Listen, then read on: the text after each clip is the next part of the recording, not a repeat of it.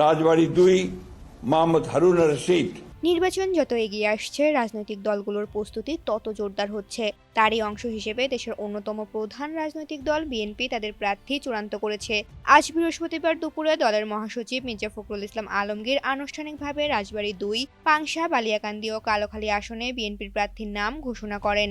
রাজবাড়ী 2 মোহাম্মদ হারুন রশিদ। মির্জা ফখরুল ইসলাম আলমগীরের ঘোষণা অনুযায়ী রাজবাড়ী 2 আসনে ধানের শীষের প্রতীক নিয়ে প্রতিদ্বন্দ্বিতা করবেন হারুনুর রশিদ।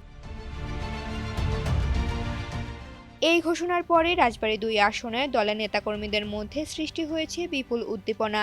তারা কেন্দ্র থেকে ঘোষিত এই প্রার্থীকে বিজয়ী করতে কাঁধে কাঁধ মিলিয়ে কাজ করার অঙ্গীকার করেছেন।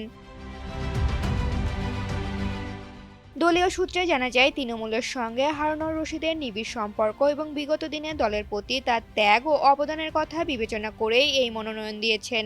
এখন দেখার পালা এই উচ্ছ্বাসকে পুঁজি করে দলটি কিভাবে নির্বাচনী মাঠে শক্ত অবস্থান তৈরি করতে পারে। ঋতুপর্ণা, জনকণ্ঠ।